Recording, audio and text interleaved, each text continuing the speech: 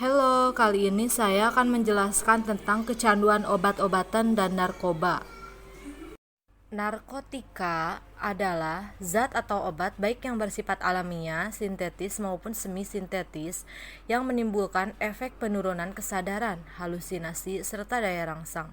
Sementara menurut Undang-Undang Narkotika Pasal 1 Ayat 1 menyatakan bahwa narkotika merupakan zat buatan ataupun yang berasal dari tanaman yang memberikan efek halusinasi, menurunnya kesadaran, serta menyebabkan kecanduan. Obat-obatan tersebut dapat menimbulkan kecanduan jika pemakaiannya berlebihan. Pemanfaatan dari zat-zat itu adalah sebagai obat penghilang nyeri serta memberikan ketenangan. Penyalahgunaannya bisa terkena sanksi hukum. Untuk mengetahui apa saja jenis dan bahaya narkoba bagi kesehatan, simak ulasannya berikut ini. Next, jenis pertama dari narkoba adalah kokain. Asal-usul kokain. Kokain adalah stimulan kuat yang diekstrasi dari daun Erythrocylon coca atau yang lebih dikenal dengan daun koka. Daun ini banyak tumbuh di negara bagian Amerika Selatan seperti Peru, Bolivia, dan Kolombia. Selama berabad-abad lamanya, daun koka sering digunakan untuk mengatasi penyakit, ketinggian, dan meningkatkan energi di banyak suku di Amerika Selatan. Next, ganja. Ganja atau marijuana adalah psikotropika mengandung tetrahidrocannabinol dan cannabidiol yang membuat pemakaiannya mengalami euforia. Ganja biasanya dibuat menjadi rokok untuk dihisap supaya efek dan zatnya bereaksi. Tanaman semusim ini tingginya dapat mencapai 2 meter. Berdaun menjari dengan bunga jantan dan betina ada di tanaman berbeda atau berumah dua. Bunganya kecil-kecil dan dompolan di ujung ranting. Ganja hanya tumbuh di pegunungan tropis dengan ketinggian di atas 1000 meter di atas permukaan laut. Next, ekstasi. Apa itu ekstasi? Dalam dunia medis, ekstasi memiliki nama lengkap metilen dioksimetamfetamin atau bisa disingkat MDMA. Obat ini dilarang penggunaannya karena sifatnya yang mampu menyebabkan para pemakainya mengalami halusinasi, serta mengubah suasana hati pemakainya menjadi gembira dan selalu bahagia. Oleh karena itulah, obat ini seringkali dikonsumsi oleh orang yang memiliki tingkat stres dan depresi yang sangat tinggi. Next, heroin.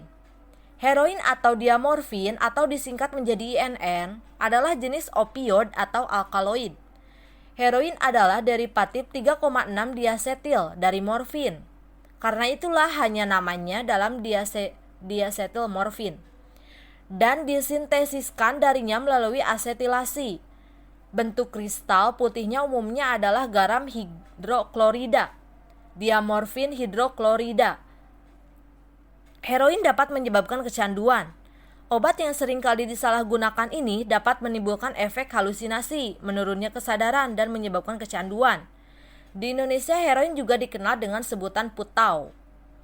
Putau atau heroin umumnya tersedia dalam bentuk bubuk putih dan akan berubah menjadi coklat kehitaman serta lengket setelah dipanaskan. Heroin terbuat dari morfin, salah satu jenis narkotika yang digunakan sebagai obat anti nyeri pada penderita penyakit tertentu. Metafetamin. Metafetamin atau sabu adalah obat stimulan sistem saraf pusat yang bisa digunakan untuk mengobati gangguan hiperaktif atau ADHD pada anak yang ditandai dengan gejala perilaku hiperaktif atau impulsif, mudah terganggu serta sulit berkonsentrasi. Merupakan senyawa turunan dari amfetamin dan epedrin. Next, dampak yang disebabkan penggunaan narkoba. Bahaya dan dampak narkoba pada pola hidup dan kesehatan. Peredaran dan dampak narkoba saat ini sudah sangat meresahkan. Mudahnya mendapat bahan berbahaya tersebut membuat penggunanya semakin meningkat. Tak kenal jenis kelamin dan usia, semua orang beresiko mengalami kecanduan jika sudah mencicipi zat berbahaya ini. Meski ada beberapa jenis yang diperbolehkan dipakai untuk keperluan pengobatan, namun tetap saja harus mendapatkan pengawasan ketat dari dokter. Ada banyak bahaya narkoba bagi kehidupan kesehatan, di antaranya adalah dehidrasi. Penyalahgunaan zat tersebut bisa menyebabkan keseimbangan elektrolit berkurang. Halusinasi.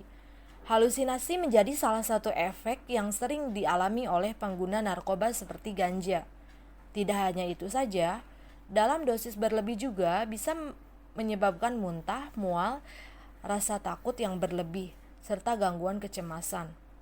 Apabila pemakaian berlangsung lama, bisa mengakibatkan dampak yang lebih buruk seperti gangguan mental, depresi, serta kecemasan terus-menerus. Next, psikotropika.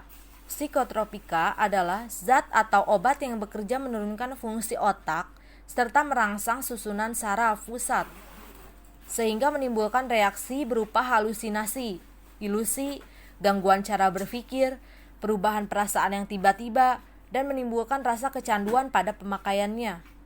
Jenis obat-obatan ini bisa ditemukan dengan mudah di apotik. Hanya saja penggunaannya harus sesuai dengan resep dokter. Efek kecanduan yang diberikan pun memiliki kadar yang berbeda-beda, mulai dari berpotensi tinggi menimbulkan ketergantungan hingga ringan. Banyak pengguna yang mengkonsumsi obat-obatan tersebut tanpa izin dari dokter. Meski efek kecanduan yang diberikan tersebut rendah, namun tetap saja bisa berbahaya bagi kesehatan.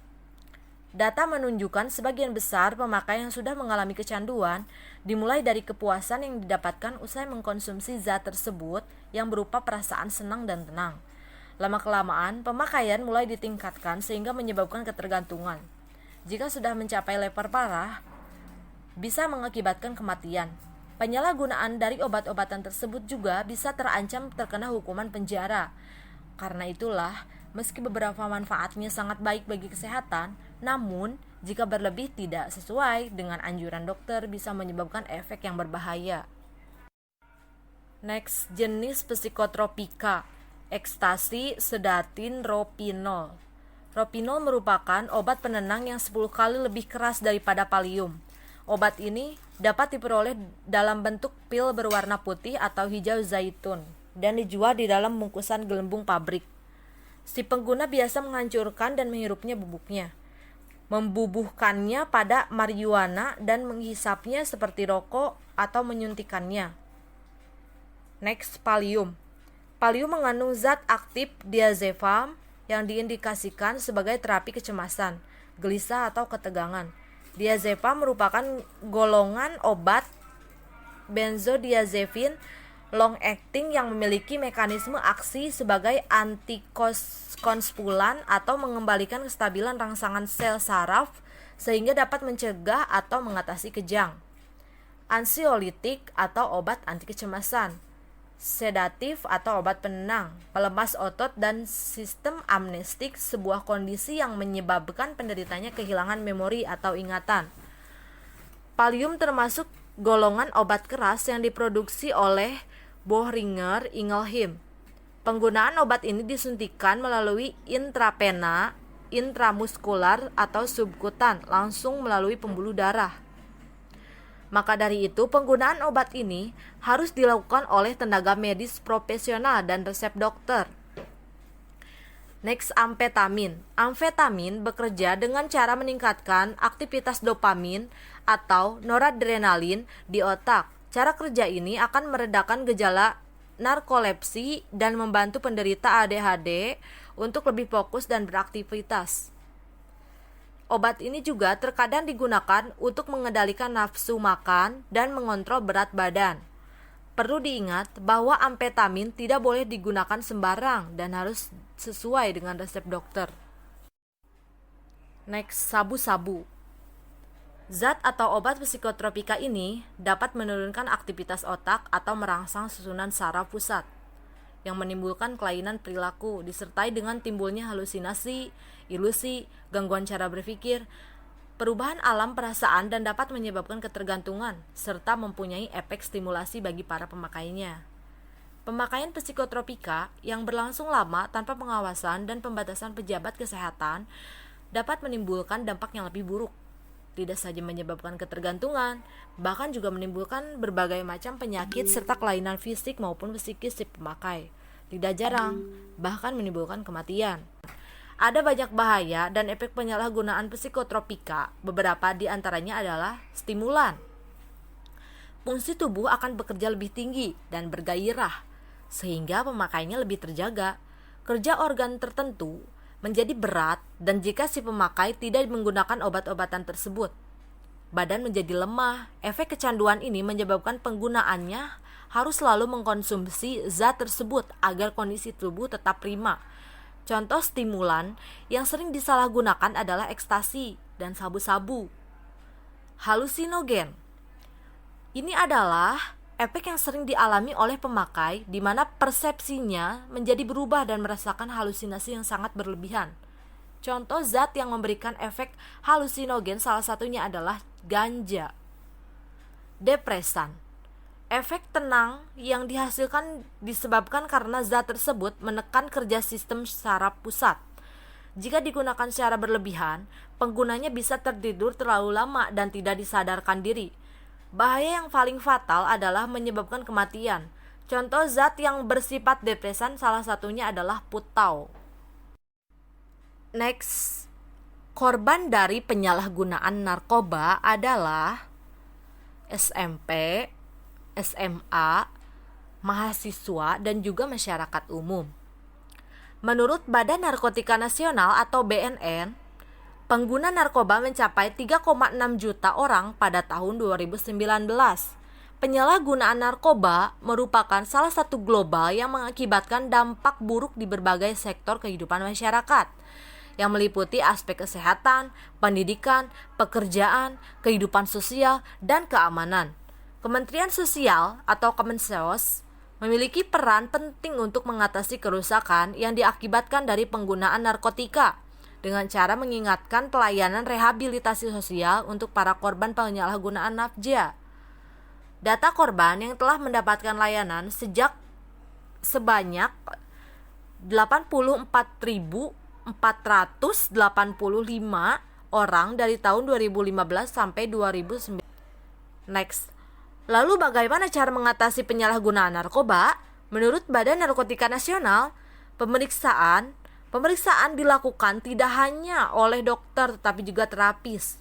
Pemeriksaan bertujuan untuk mengetahui sejauh mana kecanduan yang dialami dan adakah efek samping yang muncul jika pemakai mengalami depresi atau bahkan gangguan perilaku. Maka terapis akan menyembuhkan efek tersebut baru melakukan rehabilitasi. Next, pengelolaan aktivitas. Jika sudah keluar dari rehabilitasi, pecandu yang sudah sembuh akan kembali ke kehidupan normal. Diperlukan pendekatan dengan orang terdekat seperti keluarga dan teman agar mengawasi aktivitas mantan si pemakai. Tanpa dukungan penuh dari orang sekitar, keberhasilan dalam mengatasi kecanduan obat terlarang tidak akan lancar. Banyak pemakai yang sudah sembuh lantas mencoba menggunakan kembali obat-obatan tersebut karena pergaulan yang salah. Karena itulah pengelolaan aktivitas sangat penting agar terhindar dari pengaruh negatif. Detoksifikasi. Mengatasi kecanduan harus melalui beberapa tahapan dan salah satu yang cukup berat adalah detoksifikasi. Di sini pengguna harus 100% berhenti menggunakan obat-obatan berbahaya tersebut. Reaksi yang akan dirasakan cukup menyiksa, mulai dari rasa mual hingga badan terasa sakit. Di samping itu, pecandu akan merasa tertekan karena tidak ada asupan obat penenang yang dikonsumsi seperti biasa.